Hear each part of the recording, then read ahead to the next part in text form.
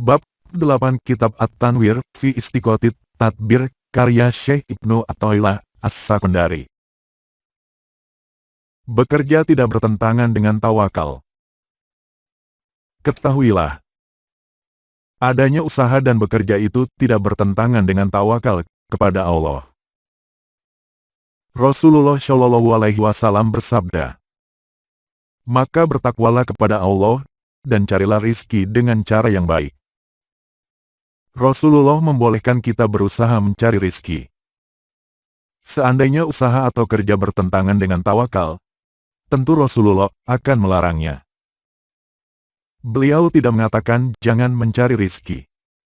Namun carilah rizki dengan cara yang baik.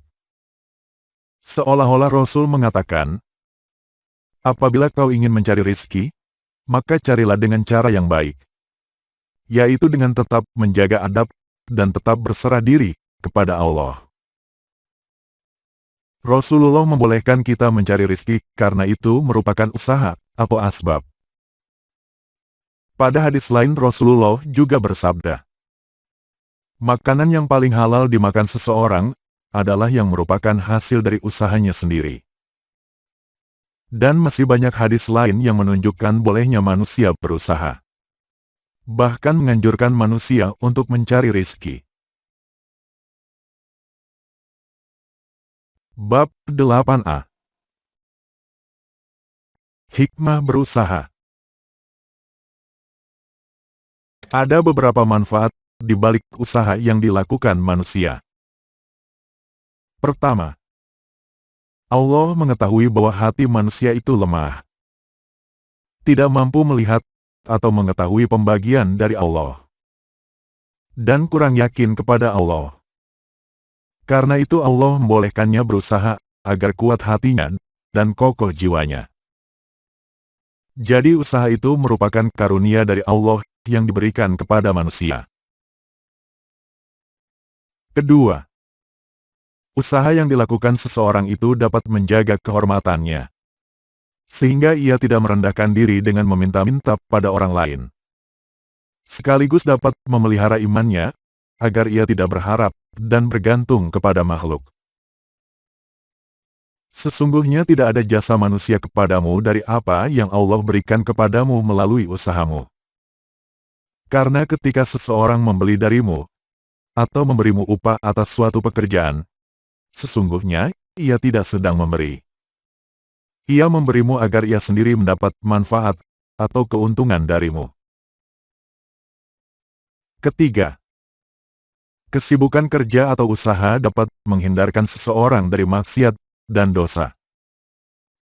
Tidakkah kamu lihat ketika seseorang tidak bekerja pada hari raya atau pada hari libur? Jadi kesibukan kerja merupakan rahmat tersembunyi dari Allah untuk manusia. Keempat, di dalam kerja dan usaha, terdapat rahmat dan karunia dari Allah bagi para ahli ibadah dan hamba yang sibuk menaati Allah. Karena kalau tidak ada usaha, maka para pekerja dan para ahli kholwat tidak akan bisa berkholwat dengan baik. Dan para pejuang tidak akan bisa berjuang untuk Allah. Karena itu Allah menjadikan para pekerja atau pengusaha sebagai pembantu bagi para ahli taat. Kelima, Allah ingin agar orang beriman bersatu. Sesuai dengan firman-Nya dalam surat Al-Hujurat, ayat 10. Sesungguhnya orang beriman itu bersaudara. Jadi usaha atau bekerja itu merupakan sarana untuk saling mengenal dan untuk memunculkan kasih sayang di antara sesama. Tidak ada yang menentang usaha, kecuali orang yang bodoh atau orang yang lalai dari Allah. Ketika mengajak manusia ke jalan Allah, Rasulullah Shallallahu Alaihi Wasallam tidak pernah memerintahkan untuk berhenti bekerja. Rasulullah membiarkan mereka mengerjakan sesuatu yang diridhoi oleh Allah, dan mengajak mereka menuju jalan hidayah. Al-Quran dan Sunnah penuh dengan petunjuk yang menghalalkan usaha. Maka sungguh tepat ungkapan syair berikut. Tidakkah kau tahu Allah berkata pada Maryam, "Guncangkan pohon itu. Kurma segar pasti akan gugur. Kalau mau, Allah akan langsung memberikan buah itu pada Maryam, tanpa perlu mengguncangnya. Namun segala sesuatu membutuhkan sebab." Syair itu mengacu pada firman Allah dalam surat Maryam, ayat 25. "Gerakkanlah pangkal pohon kurma itu ke arahmu. Niscaya pohon itu akan mengugurkan buah kurma yang masak kepadamu." Pada Perang Uhud, Rasulullah mengenakan 2 tameng dan memakan buah sejenis mentimun dengan kurma. Beliau bersabda, "Ini untuk menangkal bahaya atau penyakit ini dan itu." Banyak sabda Nabi yang menekankan pentingnya usaha. Misalnya sabda beliau yang lain, "Burung terbang di waktu pagi dalam keadaan lapar, dan kembali sore hari dalam keadaan kenyang." Artinya si burung pergi mencari rizki. Karena kepergiannya di pagi hari dan kepulangannya di sore hari, merupakan sebab dan usaha. Sama halnya manusia pergi ke tempat kerja di pagi hari dan pulang di sore hari. Kesimpulannya, dari sisi lahir kamu harus berusaha dan bekerja. Namun dari sisi batin, kamu tidak boleh bergantung pada kerjamu. Bekerja dan berusahalah sesuai dengan ketetapan Allah. Dan jangan bersandar kepada kerja tersebut, karena kamu mengetahui keesaan Allah. Apabila kamu bertanya, bagaimana cara mencari atau meminta rezeki dengan baik, seperti sabda Nabi? Maka bertawakallah kepada Allah. Bab 8b. Bentuk mencari rezeki yang baik. Ketahuilah, ada beberapa bentuk dari sikap mencari rezeki dengan baik. Berikut kami paparkan sebagiannya. Pertama, orang yang mencari rezeki itu ada 2 jenis.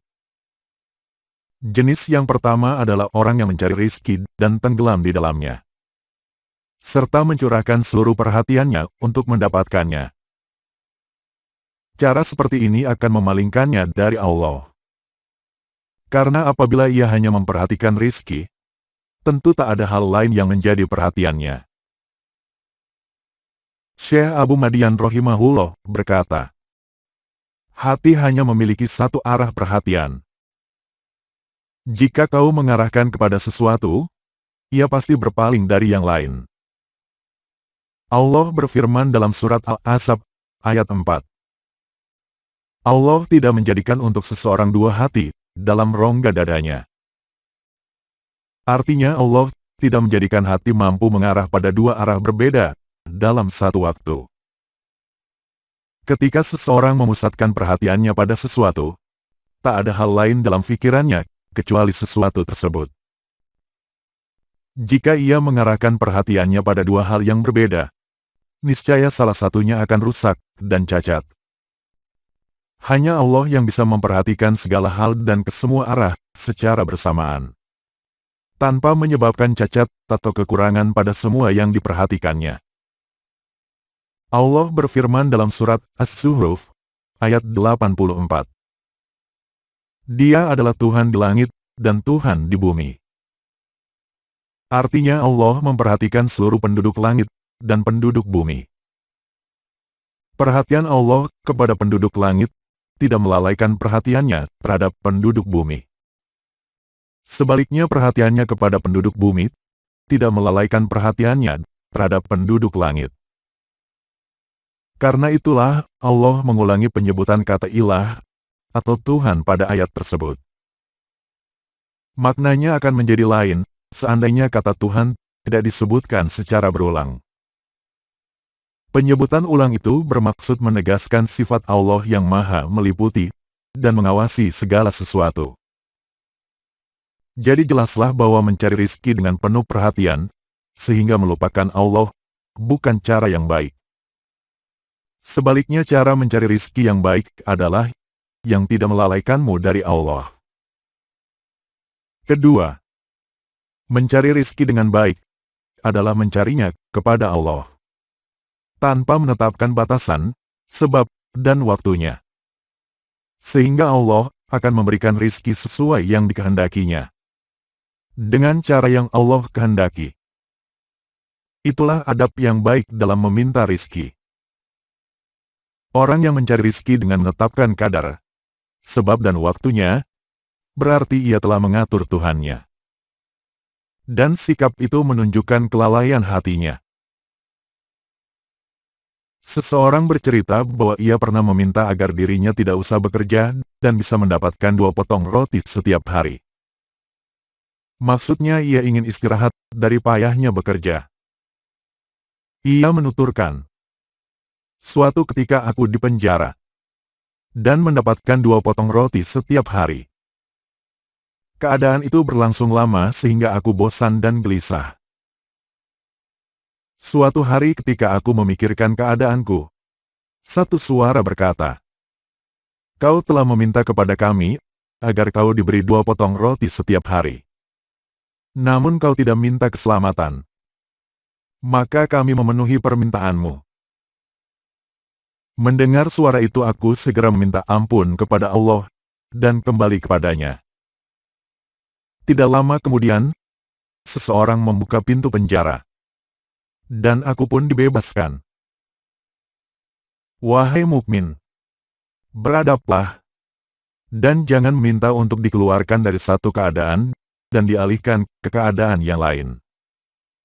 Jika kau menyadari bahwa Allah mengetahui keadaanmu, namun kau tetap meminta agar dialihkan ke keadaan yang lain, maka permintaanmu itu termasuk adab yang buruk kepada Allah. Bersabarlah. Jangan meminta keluar dari suatu keadaan karena dikhawatirkan permintaanmu dikabulkan, namun kau tidak merasa tenang dan enak dalam keadaan itu. Terkadang seseorang meninggalkan usaha atau asbab, lalu memasuki keadaan lain, kemudian ia mendapatkan kekayaan dan kelapangan. Sebaliknya, ketika bekerja dengan gigih, ia justru mendapatkan kesulitan. Keadaan itu merupakan hukuman karena ia memilih dan mengatur untuk dirinya sendiri. Kami telah mengungkapkan hal ini dalam kitab Al-Hikam. Keinginan untuk tajrid, atau hanya beribadah saja tanpa berusaha untuk dunia. Padahal Allah masih menempatkan kita pada golongan orang yang harus berusaha. Maka keinginan untuk tajrid itu termasuk nafsu syahwat yang tersembunyi. Sebaliknya keinginan untuk berusaha, ketika Allah telah menempatkan kita sebagai golongan yang hanya beribadah tanpa berusaha, maka keinginan untuk berusaha itu termasuk penurunan dari himmah atau hajat yang tinggi. Ketahuilah, sesungguhnya musuh sejatimu senantiasa mengganggumu ketika kau berada dalam keadaan yang telah Allah tetapkan untukmu. Kemudian ia membisikkan buruknya keadaan itu, sehingga kau menghendaki keadaan lain di luar yang ditetapkan Allah. Akibatnya kau selalu gelisah dan hatimu selalu keruh. Setan akan mendatangi orang yang bekerja dan mengatakan kepadanya, "Jika kau meninggalkan pekerjaanmu dan khusyuk beribadah, tentu kau akan mendapatkan cahaya dan kejernihan hati dan asror." Itulah yang dialami si Fulan dan si Fulin. Sementara Allah tidak menetapkannya sebagai hamba yang melulu beribadah atau tajrid. Dan ia takkan mampu melakukannya. Dan kebaikannya hanya ada dalam bekerja. Jika ia mengikuti bisikan setan dan meninggalkan pekerjaannya, imannya akan goyah, dan keyakinannya akan runtuh. Akhirnya ia meminta-minta kepada manusia dan merisaukan urusan rezeki, sehingga terputuslah hubungannya dengan Allah. Itulah yang diinginkan musuhmu. Ia mendatangimu layaknya seorang penasehat. Seandainya ia datang dalam rupa yang lain, tentu kau akan menolaknya. Sama halnya setan mendatangi Nabi Adam dan Hawa layaknya seorang penasehat. Allah menuturkan bahwa setan itu berkata, "Tuhan tidak melarang kalian mendekati pohon ini, melainkan agar kau tidak menjadi malaikat, atau tidak menjadi orang yang kekal di surga." Setan bersumpah kepadanya, "Aku termasuk yang memberi nasihat kepada kalian berdua."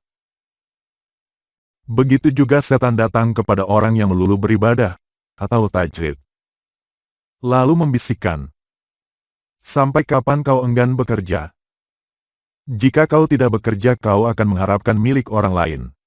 Dan hatimu akan dipenuhi ketomakan. Tanpa kerja kau tidak akan bisa membantu dan mendahulukan kepentingan orang lain.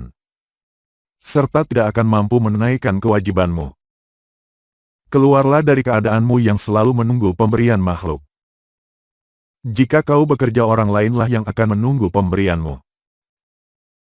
Begitulah setan membisikkan godaannya. Begitu banyak dan licik bujuk rayunya. Mungkin orang yang digoda dalam keadaan lapang. Ketika ia tidak meminta kepada makhluk, setan tidak akan berhenti menggodanya, sampai ia kembali mencari dunia. Sehingga ia mengalami kekeruhan dan diliputi kegelapan. Sementara orang yang menggeluti dunia kerja, keadaannya lebih baik dari dirinya. Karena tidak pernah berpaling dari jalan yang ditempuhnya. Atau menyimpang dari arah tujuannya. Pahamilah hal ini dan berpegang teguhlah kepada Allah.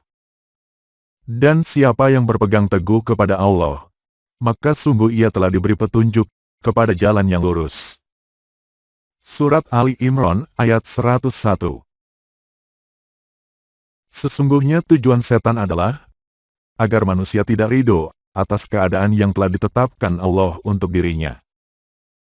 Ia berusaha mengeluarkan mereka dari pilihan Allah menuju pilihan mereka sendiri. Ketahuilah, ketika Allah memasukkanmu ke dalam suatu keadaan, Dia pasti selalu membantumu. Namun jika kau masuk ke dalamnya dengan kemauanmu sendiri, Dia akan biarkanmu.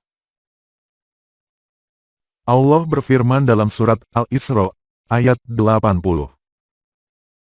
Dan katakanlah, "Wahai Tuhan, masukkanlah aku dengan cara masuk yang benar. Dan keluarkan aku dengan cara keluar yang benar. Serta berikanlah kepadaku dari sisimu kekuasaan yang menolong." Cara masuk yang benar adalah yang sesuai dengan keinginan Allah. Bukan dengan keinginan sendiri. Begitu pula cara keluar yang benar.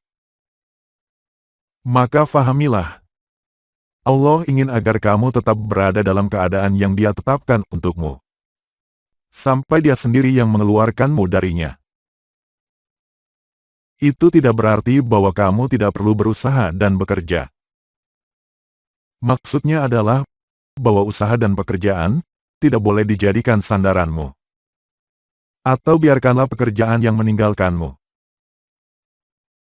Seseorang berkata, "Aku meninggalkan pekerjaan ini dan itu. Namun aku kembali lagi mengerjakannya. Kemudian ketika pekerjaan meninggalkanku, aku tak lagi kembali padanya." Suatu kali aku menemui Syekh Abul Abbas Al-Mursi. Aku punya keinginan untuk meninggalkan asbab atau usaha. Dalam hati aku berkata, bahwa bisa wusyul pada Allah dengan ilmu lahir, sambil tetap berkumpul dengan manusia, itu sangat sulit. Beliau berkata tanpa aku bertanya. Aku punya seorang sahabat di kota Kus. Namanya Ibnu Nashi. Ia seorang syekh dan juga berprofesi sebagai wakil hakim. Ia merasa telah mendapatkan ilmu hakikat melalui diriku. Sehingga ia berkata, "Syekh, bolehkah aku meninggalkan pekerjaanku, agar aku bisa terus menyertaimu?" Kukatakan padanya, "Bukan begitu caranya. Tetaplah dalam posisi yang Allah berikan kepadamu.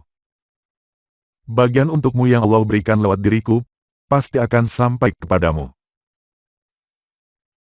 Kemudian Syekh menatapku seraya berkata, "Seperti itulah ahwal kaum syidikin. Mereka tidak keluar dari sesuatu, sehingga Allah sendiri yang mengeluarkan mereka." Mendengar kisah itu aku segera beranjak dari hadapannya. Allah telah membersihkan lintasan pikiran itu dari hatiku, seperti ketika aku menanggalkan sehelai pakaian. Dan aku pun rela dengan kedudukan yang Allah berikan kepadaku. Kutemukan kelapangan dengan berserah diri kepada Allah. Keadaan orang seperti itu digambarkan oleh Rasulullah Shallallahu Alaihi Wasallam. Mereka adalah satu kaum. Orang-orang yang duduk bersama mereka tidak akan merasa kecewa. Ketiga, meminta rizki yang baik adalah dengan memintanya kepada Allah. Dan jangan jadikan apa yang kau inginkan sebagai tujuan doamu. Permintaanmu itu sesungguhnya hanyalah sarana untuk bermunajat kepadanya. Syekh Abdul Hasan rahimahullah berkata, ketika berdoa jangan pusatkan perhatianmu pada terpenuhinya hajatmu sehingga kau terhijab dari Allah. Tetapi arahkan perhatianmu hanya pada munajatmu pada Allah. Diceritakan bahwa Nabi Musa berkeliling di tengah Bani Israel, seraya berkata, siapa yang bisa membantuku membawakan risalah Tuhan? Ia bertingkah seperti itu agar bisa berlama-lama bermunajat kepada Allah. Keempat, meminta rizki dengan baik adalah dilakukan dengan penuh kesadaran bahwa jatahmu telah ditetapkan dan akan mendatangimu. Bukan permintaan dan usahamu yang mengantarkanmu kepadanya. Dengan demikian, ketika kau meminta dan berusaha, kau benar-benar larut dalam lautan ketidakberdayaan dan kelemahan. Meminta atau mencari rizki dengan baik adalah yang dilakukan untuk menunjukkan pengabdianmu pada Allah. Diceritakan bahwa Samnun Al-Muhib rahimahullah berkata, di dalam diriku tak ada lagi tempat bagi selain engkau. Maka ujilah aku dengan apapun yang engkau mau. Maka ia diuji dengan penyakit sembelit. Tidak bisa kencing. Pada awalnya, ia tahan dan bersabar merasakan derita penyakit itu. Namun sakitnya bertambah parah. Di hari kedua, ia berusaha tetap bersabar. Namun sakitnya semakin parah. Begitulah pada hari-hari seterusnya. Di pagi hari keempat, seorang muridnya datang dan berkata, ya Tuan, semalam aku mendengar suaramu di sungai Tigris. Kau sedang meminta tolong kepada Allah dan memohon agar Dia mengangkat penyakitmu. Lalu datang orang kedua, ketiga dan keempat, menyatakan hal yang sama. Padahal sama sekali ia tidak pernah berdoa seperti itu. Lalu ia sadar bahwa itu semua merupakan isyarat dari Allah untuk menunjukkan hajat dan kebutuhannya. Sehingga ia meminta kesembuhan kepada Allah. Maka ia berkata kepada orang di sekelilingnya, doakanlah pamanmu yang pembohong ini. Kelima, meminta rizki dengan baik adalah meminta kepada Allah sesuatu yang bisa mencukupimu. Bukan meminta sesuatu yang melenakanmu. Jangan meminta sesuatu yang berlebihan. Nabi Shallallahu Alaihi Wasallam mengajarkan doa yang baik. Beliau berkata, ya Allah, jadikanlah makanan keluarga Muhammad yang bisa mencukupi. Tercelalah orang yang meminta lebih dari cukup. Dan tidak tercela bagi orang yang meminta yang mencukupi. Dalil tentang hal ini. Perhatikan ucapan Rasulullah Shallallahu Alaihi Wasallam kepada Saklabah bin Hatib yang berkata, wahai Rasulullah, berdoalah kepada Allah agar Dia memberiku harta. Mendengar hal itu Rasulullah bersabda, wahai Saklabah bin Hatib, sedikit yang mampu kau syukuri itu lebih baik daripada banyak yang tak mampu kau syukuri. Saklabah kembali mengulang permintaannya. Namun kembali ia mendapatkan jawaban yang sama dari Rasulullah. Sedikit yang mampu kau syukuri itu lebih baik daripada banyak yang tak mampu kau syukuri. Pada kali ketiga Rasulullah memenuhi permintaannya. Lalu kemudian mendoakannya sesuai permintaannya. Akibat dari memilih sendiri dan tidak mematuhi pilihan Rasulullah, harta Sa'labah bertambah sangat banyak. Sehingga ia lalai menunaikan sholat yang biasanya ia lakukan bersama Rasulullah. Ia hanya mengikuti sholat Jumat saja. Kemudian karena kambing dan ternak lainnya terus berkembang biak semakin banyak, akibatnya ia tak bisa lagi mengikuti sholat Jumat. Dan ketika utusan Rasulullah datang untuk mengambil zakatnya, Sa'labah berkata, "Zakat itu tak ubahnya pajak atau semacamnya." Singkatnya ia enggan membayarnya. Cerita ini sangatlah terkenal. Lalu Allah menurunkan ayat tentangnya dalam surat At-Taubah, ayat 75 dan 76. Di antara mereka ada yang berjanji kepada Allah, "Jika Allah memberikan sebagian karunia-Nya kepada kami, tentu kami akan bersedekah dan termasuk orang yang soleh." Namun setelah Allah memberikan sebagian karunia-Nya kepada mereka, mereka kikir dengan karunia-Ku dan berpaling. Mereka orang yang senantiasa membelakangi. Sebagai akibatnya, Allah memunculkan kemunafikan dalam hati mereka. Sampai mereka bertemu dengan Allah. Karena mereka telah mengingkari janji mereka kepada Allah. Dan karena mereka selalu berdusta. Keenam, bentuk meminta rizki dengan baik adalah dengan cara meminta bagian dunianya. Allah berfirman dalam surat Al-Baqarah, ayat 201. Di antara mereka, ada yang berdoa, "Tuhan, berikanlah kepada kami kebaikan di dunia dan di akhirat." Ia tidak mendapatkan bagian. Juga di antara mereka, ada yang berdoa, "Tuhan, berikanlah kepada kami kebaikan di dunia dan di akhirat, serta peliharalah kami dari siksa neraka." Ketujuh, bentuk meminta dengan baik adalah meminta tanpa meragukan jatah yang diberikan oleh Allah, serta tetap menjaga diri dari segala yang dilarang oleh Allah. Kedelapan, bentuk meminta dengan baik adalah meminta tanpa menuntut segera dikabulkan. Nabi Shallallahu Alaihi Wasallam melarang tingkah seperti itu dengan sabdanya, "Doa kalian pasti dikabulkan selama tidak berkata, 'Aku telah berdoa tapi tidak dikabulkan.'" Dalam Al-Quran Allah mengisahkan tentang Nabi Musa dan Nabi Harun ketika mendoakan Fir'aun, "Tuhan, binasakanlah harta benda mereka dan kunci matilah hati mereka. Mereka baru beriman jika melihat siksa yang pedih." Allah menjawab, "Permohonan kalian telah dikabulkan. Karena itu tetaplah kalian di jalan yang lurus. Jangan sekali-kali mengikuti jalan orang yang tidak mengetahui." Antara jawaban Allah atas doa keduanya, yaitu permohonan kalian telah dikabulkan, dengan pembinasaan Fir'aun, itu berselang 40 tahun. Syekh Abdul Hasan rahimahullah menafsirkan kalimat "tetaplah kalian di jalan yang lurus" dengan arti, jangan menuntut agar permintaan kalian segera dikabulkan.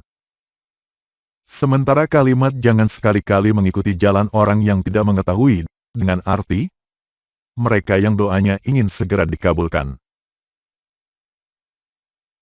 Kesembilan, meminta rizki dengan baik adalah meminta dan bersyukur kepada Allah jika diberi. Dan sebaliknya tetap menyadari pilihan terbaik Allah jika kita tidak diberi. Mungkin ada orang yang meminta namun tidak bersyukur ketika diberi. Dan tidak menyadari tetap sebagai pilihan terbaik dari Tuhan ketika mereka tidak diberi. Orang yang meminta kepada Allah seharusnya yakin bahwa kebaikan akan ia dapatkan jika ia diberi. Bagaimana mungkin kita manusia yang bodoh ini bisa mengatur ilmu Allah dan mengetahui hal goib yang ada pada Allah? Seorang hamba layak disebut bodoh jika ia mengatur Tuhan. Apabila kau meminta kepada Allah, maka berserah dirilah kepadanya. Jangan ikut mengatur dan memilih. Ingatlah firman Allah dalam surat Al-Qasas ayat 68. Dan Tuhanmu menciptakan apa yang Dia kehendaki dan memilih. Mereka tidak memiliki pilihan. Kita harus berserah diri karena apa yang kita inginkan adalah sesuatu yang masih samar, belum mewujud dalam kenyataan. Ketahuilah, kandungan doa itu ada 3 jenis. Pertama yang sudah jelas berupa kebaikan. Misalnya permintaan terhadap iman dan ketaatan. Kedua adalah yang sudah jelas keburukannya. Karena itu mintalah kepada Allah, agar kita diselamatkan dari seluruh keburukannya, seperti kekufuran dan kemaksiatan. Jenis yang ketiga adalah sesuatu yang belum pasti. Misalnya kekayaan, kehormatan dan jabatan. Maka mintalah kepada Allah disertai ucapan, jika engkau mengetahui hal itu baik untukku. Begitulah yang kudengar dari guru kami. Ke-10. Meminta rizki dengan baik adalah meminta kepada Allah agar kita berpegang pada pembagiannya yang telah ditetapkannya. Tidak mengacu pada permintaan kita sendiri. Selain itu, ketika kita meminta, tetapkanlah dalam hati bahwa kita tidak layak mendapatkannya. Orang yang seperti itulah yang pantas mendapatkan pemberian dari Tuhan. Syekh Abdul Hasan rahimahullah berkata, "Aku tidak meminta sesuatu kecuali dosaku kuletakkan di depanku." Maksudnya agar ia tidak meminta kepada Allah dengan perasaan pantas terhadapnya. Namun ia hanya meminta sebagai berharap akan datangnya karunia dari Tuhan. Bukan bergantung pada harapan dirinya sendiri. Itulah 10 bentuk cara meminta yang baik. Kami tidak bermaksud untuk membatasinya hanya pada 10 bentuk. Karena persoalannya lebih luas dari itu. Semoga yang kami sampaikan ini sesuai dengan pengetahuan yang Allah singkapkan kepada kami. Karya ini semata-mata menguraikan warisan sang pemilik cahaya yang luas dari Nabi Shallallahu Alaihi Wasallam. Orang bisa mengambil darinya sesuai dengan cahaya yang dimilikinya. Setiap orang mengambil permata dari lautannya sesuai kemampuan menyelamnya. Masing-masing memahami sesuai dengan tingkat pemahaman yang diberikan kepadanya. Allah berfirman dalam surat Ar-Ra'd ayat 4. Ia disirami dengan air yang sama. Kami lebihkan rasa sebagian tanaman atas tanaman yang lainnya. Apa yang lepas dari mereka lebih banyak dari apa yang diraihnya. Nabi Shallallahu Alaihi Wasallam bersabda, "Aku diberi kemampuan berbicara singkat dan padat. Pembicaraanku sangatlah ringkas." Ucapan Rasulullah memang sangat ringkas. Namun seandainya para ulama sepanjang zaman berusaha menguraikan seluruh rahasia dari satu kata yang diucapkan beliau, tentu mereka tidak akan bisa menjangkau dan memahaminya. Sampai-sampai seorang alim berkata, "Aku mengamalkan hadis berikut selama 70 tahun, dan aku belum pernah tamat." Yaitu sabda Rasulullah, "Di antara tanda baiknya Islam seseorang adalah meninggalkan sesuatu yang tidak berguna baginya." Sungguh benar ucapan seorang alim itu. Seumur hidup, ia tetap tidak akan selesai menyingkap dan mengamalkan rahasia hadis itu. Bab 8c. Tawakal dan memilih berusaha. Rasulullah Shallallahu Alaihi Wasallam bersabda, "Kalau kalian bertawakal kepada Allah, Dengan tawakal yang sebenarnya, tentu Allah akan memberi kalian rezeki. Sebagaimana Dia memberikan rezeki kepada burung. Seekor burung pergi di pagi hari dalam keadaan lapar, dan kembali di sore hari dalam keadaan kenyang. Hadis itu memerintahkan kita bertawakal kepada Allah. Namun tawakal tidak berarti menafikan usaha. Hadis itu justru menegaskan pentingnya usaha. Pergi di pagi hari dalam keadaan lapar, dan kembali di sore hari dalam keadaan kenyang. Ada selang antara kepergian di pagi hari dengan kepulangan di sore hari. Jeda waktu itulah yang mesti dipergunakan untuk berusaha atau mencari sebab. Di samping itu Rasulullah menolak sikap menumpuk harta. Seolah-olah ia bersabda, "Seandainya kalian bertawakal kepada Allah dengan benar, tentu kalian tidak akan menyimpan harta." Tawakal membuatmu merasa tidak perlu menyimpannya, dan meyakinkanmu bahwa kau akan selalu diberi rizki, sebagaimana dicontohkan pada burung. Burung diberi rizki untuk hari itu, dan tidak menyimpannya untuk hari esok. Karena percaya bahwa Allah tidak akan menelantarkannya. Jadi wahai kaum beriman, kalian tentu lebih layak melakukan hal itu dibanding burung. Hadis ini juga mengisyaratkan bahwa menyimpan harta merupakan tanda dari lemahnya iman. Mungkin ada yang bertanya, apakah semua orang yang menyimpan harta berarti lemah imannya? Atau keadaan seseorang berbeda-beda? Jawabannya ada pada bab berikutnya.